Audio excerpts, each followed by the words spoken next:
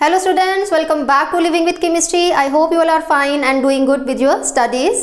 So finally date sheet आ चुकी है. So टाइम आ गया है कि कमर को कस लिया जाए और प्रेपरेशन के लिए प्लॉटिंग एंड प्लानिंग कर ली जाए. अभी आपने बिल्कुल भी टेंस नहीं होना है. कीप काम, बिल्कुल अपना शांत से रहिए, मोटिवेटेड रहिए. बाकी आपको मोटिवेट करने के लिए हम सब एजुकेटर्स हैं जो आपको कॉन्स्टेंटली मोटिवेट करते रहेंगे. सो आज जो मैं डिस्कस करने जा रही हूँ आपके साथ, अकॉर्डिंग टू मी बहुत ही इंपॉर्टेंट टॉपिक है फॉर डिस्कशन. मैंने जितना रिव्यू किया है, अभी भी बहुत सारे स्टूडेंट्स हैं जो स्टिल कंफ्यूज हैं कि सिलेबस में से कौन से टॉपिक रिड्यूस हुए हैं, कौन से टॉपिक्स को पढ़ना है, कौन से टॉपिक्स को छोड़ना है. स्टिल बच्चे कंफ्यूजन में घूम रहे हैं. एंड बहुत सारे स्टूडेंट्स को यही नहीं पता कि एग्जाम का पैटर्न क्या है, कि एग्जाम में किस टाइप के क्वेश्चंस आने वाले हैं एंड उसके लिए उन्हें प्रिपेयर किस तरह से करना है. सो आज मैं आपकी इसी कंफ्यूजन का सोल्यूशन लेके आई हूँ. आज इस वीडियो में हम सबसे पहले वेटेज डिस्कस करेंगे, जो कि बहुत इंपॉर्टेंट है प्रेपरेशन के लिए. बिकॉज अगर आपको वेटेज पता है तो आप आइडिया लगा लोगे कि आपने किस टॉपिक में से कितने क्वेश्चंस को या कौन कौन से चैप्टर्स में कौन कौन से टॉपिक्स को पढ़ना है. तो सबसे पहले आपको वेटेज पता होना बहुत जरूरी है. सेकंड पॉइंट, आपके सिलेबस में से कौन से टॉपिक रिड्यूस हो चुके हैं, आपको वो इन्फॉर्मेशन होना बहुत जरूरी है. कहीं ऐसा ना हो कि आप अपना टाइम ऐसे टॉपिक्स को पढ़ने पे वेस्ट करते रहें जो एग्जाम में आने ही नहीं है. ठीक है. एंड थर्ड पॉइंट, आपको एग्जाम का पैटर्न पता होना बहुत जरूरी है. मीन्स आपको एग्जाम में किस टाइप के क्वेश्चन आने वाले हैं, सो दैट आप अपनी प्रेपरेशन उसी तरह से कर सको, आप अपनी प्रेपरेशन की स्ट्रेटेजी उस ढंग से बना सको. सो आज इस वीडियो में हम यही सब डिस्कस करने वाले हैं, सो दैट सारे के सारे बच्चों को अच्छे से क्लैरिटी हो जाए. सो वीडियो के साथ बने रहिएगा, पूरी वीडियो को ध्यान से देखिएगा. ये वीडियो आपके लिए बहुत ही इंफॉर्मेटिव होने वाली है. सो सबसे पहले बात करते हैं वेटेज के बारे में. सो यहाँ पे मैंने यूनिट वाइज वेटेज डिस्ट्रीब्यूशन लिख रखी है. एज यू कैन सी, हमें पता है कि कितनी यूनिट्स हैं. ऑल 5 यूनिट्स हैं आपके साइंस के सिलेबस में. टोटल 5 यूनिट्स हैं. एंड उन यूनिट्स के नेम भी यहाँ पे मैंने लिख रखे हैं. फर्स्ट यूनिट का नाम है केमिकल सब्सटेंसेस, जिसमें हम नेचर और बिहेवियर स्टडी करेंगे, जिसमें आपके केमिस्ट्री के पांचों चैप्टर आ जाएंगे. कौन कौन से? सबसे पहले chemical equations and reaction, then acid basis and salt, then metals and non metals, then carbon and its compound, and last में आपका पीरियोडिक क्लासिफिकेशन ऑफ एलिमेंट्स. तो ये जो यूनिट है ये पूरी की पूरी केमिस्ट्री कवर कर रही है. एंड इस यूनिट की वेटेज कितनी है? 25 मार्क्स. इट मीन्स व्हाट, आपको इन पांचों चैप्टर में से एग्जाम में 25 मार्क्स के क्वेश्चन पूछे जाएंगे. ठीक है. सो आपने इस टॉपिक को इस तरह से प्रिपेयर करना है कि आपके 25 मार्क्स जो हैं वो सिक्योर रहें, वो कहीं जाने नहीं चाहिए. Right. Second unit is word of living. नाम से ही पता चल रहा है कि इसमें बायोलॉजी के चैप्टर इंक्लूड होंगे इस यूनिट में. मीन्स इस यूनिट में हम स्टडी करेंगे बायोलॉजी के बारे में. इसमें आपके 3-4 चैप्टर इंक्लूड है, like life processes, reproduction and control and coordination. इस चैप्टर्स के बारे में आप इस यूनिट में स्टडी करोगे. एंड इसकी वेटेज कितनी है? 23 मार्क्स. मीन्स आपको एग्जाम में बायोलॉजी में से कितना पूछा जाएगा? 23 मार्क्स के क्वेश्चन पूछे जाएंगे. नेक्स्ट कम यूनिट 3, जो क्या है? Natural phenomena. नेचुरल फिनोमेना में आपका लाइट वाला चैप्टर आ जाएगा, जिसमें आप रिफ्लेक्शन और रिफ्रैक्शन के बारे में इन डिटेल पढ़ोगे. उसमें से आपसे कितने मार्क्स के क्वेश्चन पूछे जाएंगे? 12 मार्क्स के क्वेश्चन पूछे जाएंगे. सो आपने इन चैप्टर्स को इन वेटेज के हिसाब से प्रिपेयर करना है. Next come unit 4, effects of current. Effects of current में आपके मेनली फिजिक्स के 2 चैप्टर्स हैं. दिस यूनिट भी फिजिक्स के चैप्टर्स को बिलोंग करती है, जो नेचुरल फिनोमिना है, बिकॉज जो लाइट चैप्टर है वो फिजिक्स में इंक्लूडेड है. सो ये दोनों जो यूनिट हैं, ये दोनों यूनिट फिजिक्स के अंडर स्टडी करी जाती हैं. इफेक्ट्स ऑफ करंट में आप अगेन 2 चैप्टर स्टडी करोगे. एक है आपका इलेक्ट्रिक करंट, दूसरा है magnetic effects of current. It means ये जो दोनों यूनिट्स हैं ये फिजिक्स की हैं. ये टोटल कितने मार्क्स हो गए? 25 मार्क्स हो गए. इट मीन्स आपको एग्जाम में केमिस्ट्री भी 25 मार्क्स के लिए पूछी जाएगी, फिजिक्स भी 25 मार्क्स के लिए पूछी जाएगी, और जो बायोलॉजी है उसमें 23 मार्क्स के क्वेश्चन पूछे जाएंगे. Next come natural resources. इसमें आपके 2-3 चैप्टर हैं, जैसे सोर्सेज ऑफ एनर्जी, 1-2 चैप्टर और हैं, जिसमें से 7 मार्क्स का पूछा जाएगा. बहुत ही कम वेटेज है, और आई थिंक ये सबसे स्कोरिंग भी है. बिकॉज अगर मैं सिंपल लैंग्वेज में बोलूँ तो इन जो चैप्टर्स हैं इनमें गप्पे चल जाती हैं. लिटिल बिट आपको थोड़ा सा चीज़ें माइंड में रखनी पड़ेंगी, एंड आप I think easily 7 marks score कर लोगे. ठीक है. सो हमारे जो मेन टॉपिक्स हैं फिजिक्स, केमिस्ट्री एंड बायोलॉजी, उनकी वेटेज ये है. इसको आपने अपने माइंड में रखना है. एंड जब आपने प्रिपरेशन करनी है, इस तरह से करनी है कि आपके ये मार्क्स सिक्योर रहें. एंड आपने कोशिश करनी है कि आप इन मार्क्स में से ज़्यादा मार्क्स ग्रैब कर पाएँ. ठीक है. और इन सबको मिला के जो टोटल मार्क्स हो जाएंगे वो 80 मार्क्स हो जाएंगे। एंड जो 20 मार्क्स हैं वो आपकी इंटरनल असेसमेंट है, जो टोटली आपके स्कूल वालों के हाथ में है। टेंशन बिल्कुल नहीं लेनी है, आपको स्कूल वाले बहुत अच्छी इंटरनल असेसमेंट लगा देंगे, ठीक है। मैं आपका मन रखने के लिए नहीं बोल रही हूँ, क्योंकि इस बार तो आप लोग स्कूल भी नहीं गए हो, कुछ कोविड के कारण सिचुएशंस इस तरह की बनी हैं, तो टेंशन मत लीजिए, बहुत अच्छी इंटरनल असेसमेंट लग जाएगी आपकी। आप बस फोकस करो अपने सब्जेक्ट पे, कॉन्सेप्ट्स पे फोकस करो, बाकी सब आप स्कूल वालों पे छोड़ दो, वो अपने आप मैनेज कर लेंगे, ठीक है। बाकी आपके कुछ प्रैक्टिकल्स आने वाले हैं जो कि 1 मार्च से स्टार्ट होंगे, उसके बारे में मैं जब आपके प्रैक्टिकल आने वाले होंगे उसके नियर बाय मैं एक अलग से वीडियो बनाऊंगी और उसके बारे में आपको बता दूंगी, गाइडेंस दे दूंगी अपने प्रैक्टिकल एग्जाम्स किस तरह से देने हैं, सो दैट आप ज़्यादा से ज़्यादा मार्क्स ले सकें उनमें, ठीक है। So this is all about weightage. Screenshot लेना है तो ले लीजिए आपने, ठीक है। इस वेटेज को आपने अपने माइंड में रखना है। अब हम बात करते हैं कि कौन कौन से टॉपिक रिड्यूस हो चुके हैं इस टाइम आपके सिलेबस से, मींस जिन टॉपिक्स को आपने बिल्कुल टच भी नहीं करना है, उस टॉपिक में से जो क्वेश्चंस बनते हैं उनकी साइड आपने बिल्कुल भी नहीं देखना है, ठीक है। अभी बात करते हैं कि जो टॉपिक आपके सिलेबस में से रिड्यूस हो चुके हैं। आप सभी को पता होगा कि सीबीएसई बोर्ड ने आपका 30% सिलेबस रिड्यूस कर दिया है this time due to covid. जो टॉपिक रिड्यूस कर दिए गए हैं बीच में से सिलेबस के, मैं आपके साथ वो डिस्कस करने जा रही हूँ, बिकॉज एग्जाम में क्या नहीं आना है वो ज़्यादा याद रहता है बच्चों को एज कम्पेयर टू कि एग्जाम में क्या आने वाला है। सो हम फटाफट से एक नज़र मार लेते हैं कि कौन कौन से टॉपिक रिड्यूस हुए हैं सिलेबस में से। सिर्फ 2 ही चैप्टर में से टॉपिक्स रिड्यूस हुए हैं आउट ऑफ केमिस्ट्री। ये मैं सिर्फ केमिस्ट्री की बात कर रही हूँ, अगर आप चाहते हो कि मैं फिजिक्स और बायो का भी बताऊँ तो प्लीज़ आप मेरे को कमेंट सेक्शन में बता देना। सो बस 2 ही चैप्टर से टॉपिक्स रिड्यूस हुए हैं। First is metals and non metals and second one is carbon and its compound. I think फिर भी काफ़ी रिड्यूस हो गया है।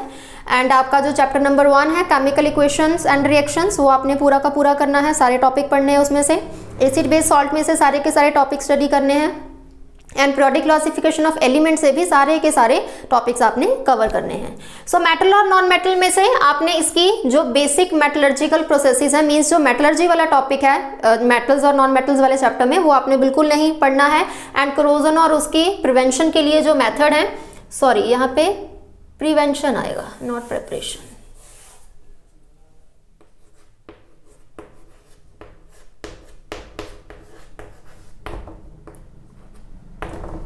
ठीक है जी। सो मेटल नॉन मेटल में से आपने इन टॉपिक्स को बिल्कुल भी टच नहीं करना है, प्लीज़ बिल्कुल भी इन टॉपिक्स को आपने नहीं पढ़ना है। और बाकी जितने भी टॉपिक हैं मेटल नॉन मेटल में से वो आपने ज़रूर स्टडी करने हैं, जिसमें मेटल नॉन मेटल की प्रॉपर्टीज़ आ जाती हैं, उनके रिएक्शंस आ जाते हैं, नॉल्स, वो सब पढ़ना है आपने। Next comes carbon and compound. इसमें से काफ़ी सारे टॉपिक रिड्यूस कर दिए गए हैं, बट ये टॉपिक बहुत ही इंपॉर्टेंट था from the examination point of view. I don't know, पता नहीं क्यों इसमें से ज़्यादा सिलेबस रिडक्शन करी गई है। सबसे पहली चीज़ जो काट दी गई है दैट इज़ नोमेनक्लेचर, ठीक है। ये बहुत ही इंपॉर्टेंट है नोमेनक्लेचर। आई डोंट नो कि सीबीएसई बोर्ड ने क्या सोच के इस टॉपिक को कट कर दिया, बिकॉज जो बच्चे आगे साइंस ऑप्ट करेंगे उनको बहुत मुश्किल आएगी इस टॉपिक को समझने में। चलो एनी हाउ क्या कर सकते हैं। सो नोमेनक्लेचर आपने बिल्कुल नहीं पढ़ना है, ना ही कोई यूपीएससी नेमिंग कुछ नहीं करना है। स्ट्रक्चर फार्मूला जरूर देख लेना, क्योंकि स्ट्रक्चर फार्मूला कहीं मेंशन नहीं है, तो स्ट्रक्चर फार्मूला का क्वेश्चन अक्सर पूछ लिया जाता है, माइट भी इस साल भी पूछ लिया जाए, बिकॉज जो सीबीएसई बोर्ड के सैम्पल पेपर्स आए हैं उसमें से मैंने देखा था कि स्ट्रक्चर फार्मूला का क्वेश्चन पूछा गया है, that's why I am saying. तो आपने नोमेनक्लेचर का टॉपिक बिल्कुल नहीं करना है, जिसमें नेमिंग थी फंक्शनल ग्रुप की। ये सारे फंक्शनल ग्रुप मैंने हाईलाइट करके लिखे हुए हैं, आप देख लो। इसमें से आपसे कुछ नहीं करना है। सैचुरेटेड अनसैचुरेटेड हाइड्रोकार्बन में डिफरेंस नहीं करना है। कार्बन कंपाउंड्स की केमिकल प्रॉपर्टीज, जो कि बहुत इंपॉर्टेंट टॉपिक था 10th की साइंस का, उसमें ऑक्सीडेशन की property, addition, substitution reaction, combustion reaction, ये सारे रिएक्शन आप पढ़ते थे। दिस टाइम आपने इस तरह का कोई रिएक्शन नहीं पढ़ना है। Next come ethanol and ethanoic acid, इसकी आपने सिर्फ प्रॉपर्टीज और यूजेस नहीं करने हैं। सो माइट बी आपसे इनका रिएक्शन पूछा जा सकता है। This topic is also very very very important from the examination point of view. And soaps और डिटर्जेंट आपने बिल्कुल भी नहीं पढ़ना है। सो ये सारे वो टॉपिक हैं आप जो आपके सिलेबस में से रिड्यूस हो चुके हैं। स्क्रीनशॉट लेना है तो ले लीजिए। सो इसके अलावा जो भी बचा है वो सब आपने पढ़ना है, बिल्कुल शिद्दत से पढ़ना है, एक भी टॉपिक को छोड़ना नहीं है। इन डेप्थ हर एक टॉपिक की स्टडी करनी है, बिकॉज अभी मैं पैटर्न डिस्कस करने वाली हूँ एग्जाम का। सो इस टाइम क्वेश्चन पेपर को अटेम्प्ट करने के लिए आपको हर एक टॉपिक को बहुत ही ध्यान से और डेप्थ के साथ पढ़ना पड़ेगा, सो दैट आप एग्जाम में हर एक क्वेश्चन का आंसर दे पाओ। चलिए फटाफट डिस्कस करते हैं पैटर्न ऑफ एग्जाम। तो अभी हम एग्जाम का पैटर्न डिस्कस करते हैं, जो कि आप लोगों के लिए समझना बहुत ही ज़रूरी है, बिकॉज इस बार जो सीबीएसई बोर्ड का एग्जाम आ रहा है उसका पैटर्न चेंज है as compared to previous years, right. So आपको एग्जाम में टोटल 36 क्वेश्चन पूछे जाएंगे बच्चे। उन 36 क्वेश्चंस को 4 सेक्शंस में डिवाइड किया गया है, section A, B, C and D, ठीक है। तो अभी 1 बाय 1 हम क्या करेंगे, डिस्कस करेंगे कि आपके हर एक सेक्शन में किस तरह के क्वेश्चन आने वाले हैं, कितने मार्क्स के आने वाले हैं एंड आपको उनका आंसर कितने वर्ड्स में देना है। सबसे पहले सेक्शन ए के बारे में डिस्कस करने जा रही हूँ मैं आप लोगों के साथ, बिकॉज सेक्शन ए में ज़्यादा डिटेलिंग है, इसलिए उसको मैं इन डिटेल डिस्कस कर रही हूँ। देखिए, जो आपका सेक्शन ए है उसमें आपको 20 क्वेश्चन आएंगे and every question will carry 1 mark, ठीक है। अब देख लेते हैं कि इसमें किस टाइप ऑफ क्वेश्चंस पूछे जाएंगे। मींस ये जो 1 to 20 क्वेश्चन आपको एग्जाम में आएंगे उनमें किस टाइप के क्वेश्चंस आपसे पूछे जाएंगे। उसमें आपसे MCQs पूछे जाएंगे, मल्टीपल चॉइस क्वेश्चंस पूछे जाएंगे and very short answer questions पूछे जाएंगे। मींस जिनका रिप्लाई आप एक वर्ड या एक सेंटेंस में करोगे। तो ये 2 टाइप के जो क्वेश्चन हैं ये आपको क्वेश्चन नंबर 1 से लेके क्वेश्चन नंबर 30 के बीच पूछे जाएंगे। मीन्स आपका जो क्वेश्चन 1 होगा और अप टू क्वेश्चन नंबर 13 आपको इन 2 कैटेगरी में से क्वेश्चन पूछा जाएगा, या तो उसमें मल्टीपल चॉइस क्वेश्चन इंक्लूड हो जाएगा या very short answer type question include हो जाएगा। Clear my point. नेक्स्ट देखिए, जो आपको थर्ड टाइप का क्वेश्चन पूछा जाएगा इसमें, that is assertion reason type question, जो आपसे अक्सर सीबीएसई बोर्ड के एग्जाम में पूछा जाता है। आप प्रीवियस ईयर के क्वेश्चन पेपर उठा के देखो तो इस टाइप का क्वेश्चन पूछा गया है। तो ये जो क्वेश्चन है, ये इस तरह के क्वेश्चन कितने आने वाले हैं, आपको 3 क्वेश्चन पूछे जाएंगे एग्जाम में। क्वेश्चन नंबर 14 से लेके क्वेश्चन नंबर 16, क्वेश्चन नंबर 14 से लेके क्वेश्चन नंबर 16 तक आपका किस टाइप का क्वेश्चन पूछा जाएगा एग्जाम में, असर्शन रीजन टाइप क्वेश्चन पूछा जाएगा, ठीक है। आपको पता है इस तरह के क्वेश्चंस को कैसे करना है, मैं डिस्कस भी करूंगी आप लोगों के साथ। Next come case study based MCQs। ये कुछ नई तरह की चीज़ है जो दिस टाइम सीबीएसई बोर्ड ने इंक्लूड करी है एंड मैंने देखा है students are very confuse regarding this type of questions and कुछ स्टूडेंट्स तो बोल रहे हैं कि हम करेंगे नहीं, ये क्वेश्चंस को छोड़ देंगे। तो ऐसा कुछ नहीं करना है। अगर आप मेरी ओपिनियन पूछो तो मेरे अकॉर्डिंग ये जो 20 क्वेश्चंस हैं ये सबसे स्कोरिंग है एग्जाम में। क्यों? Because you have to answer these question. मैंने यहाँ लिख रखा है, answer these questions in 1 word और 1 सेंटेंस। आपने सिर्फ एक सेंटेंस या एक वर्ड में इन क्वेश्चंस का आंसर देना है। 20 क्वेश्चंस का राम कहानियां नहीं लिखनी है। बच्चे क्या करते हैं, 1 नंबर के क्वेश्चन में भी राम कहानियां लिखने बैठ जाते हैं, तो वो आपको कहीं ना कहीं बैकफायर करता है। एग्जामिनर जो आपकी शीट को एग्जामिन कर रहा है, इवेल्युएटर जो आपकी शीट को इवेल्युएट कर रहा है, वो इरिटेट हो जाता है और मार्क्स देने की बजाय मार्क्स कट कर लेता है। तो सिर्फ और सिर्फ पहले 20 क्वेश्चंस में आपने एक वर्ड या एक सेंटेंस में ही आंसर देना है and this is the most scoring section of your CBSE board exam. Case study questions के बारे में बच्चे मैं अलग से एक वीडियो बनाऊंगी जिसमें आपको टिप्स, ट्रिक्स और मोटिवेशन दूंगी कि आप इस तरह के क्वेश्चन को एग्जाम में किस तरह से अटेम्प्ट करके आओ। अभी मैं ज़्यादा बात नहीं करूंगी, अभी मैं सिर्फ इतना बता देती हूँ कि केस स्टडी बेस्ड MCQs में क्या होगा। आपको एक पैसेज दिया जाएगा, जैसे आपको इंग्लिश में रीड द पैसेज दिया जाता है, उस तरह से इसमें एक पैसेज दिया जाएगा और आपको साथ में 5 क्वेश्चन दिए जाएंगे जिनमें 4 ऑप्शंस होंगी और आपको उन 5 क्वेश्चंस में से 4 क्वेश्चन ही करने हैं। मींस आपको 5 क्वेश्चन दिए जाएंगे जिनमें फर्दर 4 ऑप्शन होंगी, तो आपको वो MCQ वाले 5 क्वेश्चंस में से 4 क्वेश्चन ही अटेम्प्ट करने हैं एग्जाम में। तो बहुत इजी है। इसके लिए सिर्फ आपको इतना करना है कि आपको अपने टॉपिक्स को बहुत ही थॉरोली, बहुत ही डेप्थ में जाके पढ़ना पड़ेगा, क्योंकि एग्जामिनर बहुत ही डेप्थ से क्वेश्चन निकालेगा। क्योंकि इस तरह के क्वेश्चन क्या होते हैं, आपकी मेंटल एबिलिटी, आपकी स्किल्स को चेक करने के लिए डाले जाते हैं कि स्टूडेंट ने जो कोर्स को स्टडी करा है वो कितनी थॉरोली स्टडी करा है, कि बस उसने ऊपर ऊपर से रटा है। तो अगर आपकी मेंटल एबिलिटी, आपके स्किल्स को, आपकी प्रैक्टिकल स्किल्स को चेक करना है तो एग्जामिनर उस तरह से क्वेश्चन को सेट करेगा। ठीक है, इसके बारे में अलग से मैं बात करूंगी कभी। अब हम बात करते हैं section B, C and D के बारे में। सेक्शन B की बात करते हैं। देखिए, सेक्शन B में आपको क्वेश्चन नंबर 21 से 26 पूछे जाएंगे। एज मैंने बताया कि सेक्शन A में आपको 1 to 20 क्वेश्चन आएंगे, तो सेक्शन B में 21 से लेकर 26 क्वेश्चन तक क्वेश्चन आएंगे, मतलब 6 क्वेश्चन पूछे जाएंगे। हर एक क्वेश्चन कितने मार्क्स का होगा? 2 मार्क्स का होगा। एंड इसमें आपसे किस तरह के क्वेश्चन पूछे जाएंगे? Short answer. एंड उन क्वेश्चंस का आंसर आपको कितने वर्ड्स में देना है? 30 to 50 वर्ड्स में देना है, इससे ज़्यादा नहीं। आपको सीबीएसई बोर्ड ने बच्चे वर्ड्स लिमिट क्यों दी है? इसीलिए दी है क्योंकि बच्चे क्या करते हैं, बहुत लंबे लंबे आंसर दे देते हैं, जो कि इवेल्युएटर इवेल्युएट करते टाइम इरिटेट हो जाता है और कहीं ना कहीं उसका इफेक्ट आपके मार्क्स पे पड़ता है। तो जो पूछा है, जितना पूछा है, उसको अपने वर्ड्स में एक्सप्लेन करके आपने with in this word range लिखना है।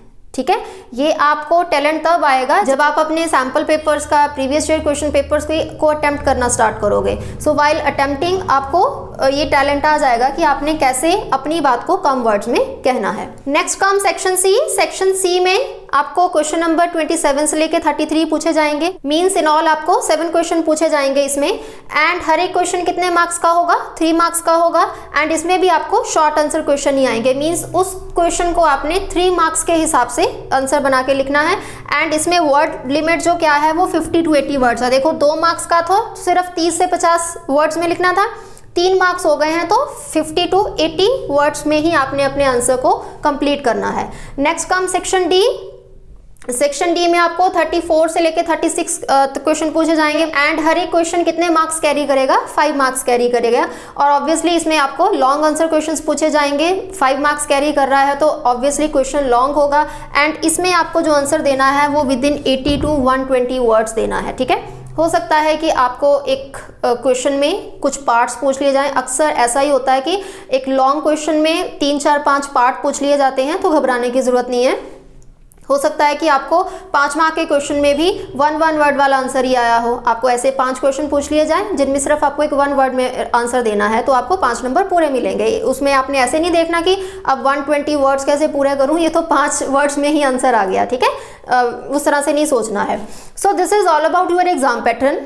अब सबसे इंपॉर्टेंट बात जो मैंने यहाँ पे हाईलाइट करके लिख रखी है, नो ओवरऑल चॉइस। मीन्स आपको एग्जाम में कोई ओवरऑल चॉइस नहीं होगी कि आपको ये क्वेश्चन नहीं करना तो आप ये क्वेश्चन कर लीजिए, but there will be 33% internal choice. आपको एग्जाम में 33% इंटरनल चॉइस मिलेगी। अब इंटरनल चॉइस का क्या मतलब होता है? ये डी वाला सेक्शन है, इसमें आपसे क्वेश्चन पूछे गए हैं, 4-5 जितने भी क्वेश्चन पूछे गए हैं, मान लो आपको 4 क्वेश्चन अटेम्प्ट करने हैं, तो आपको क्या दे दिए जाएंगे? उन 4 क्वेश्चन में आपस में इंटरनल चॉइस दे दी जाएगी। मीन्स जब एक क्वेश्चन पूछा जाएगा तो उसमें 2 क्वेश्चन दे दिए जाएंगे, एक क्वेश्चन और करके दे दिया जाएगा, तो आपके पास चॉइस हो जाएगी कि आपने वो और वाले क्वेश्चन में से कौन सा क्वेश्चन को अटेम्प्ट करना है। इसे कहते हैं इंटरनल चॉइस। ठीक है, इस तरह से नहीं होगा कि आपको 4 की बजाय 5 क्वेश्चन पूछ लिए जाएंगे, ये नहीं होगा। क्वेश्चन टोटल 36 ही पूछे जाएंगे आपसे पूरे के पूरे क्वेश्चन पेपर में।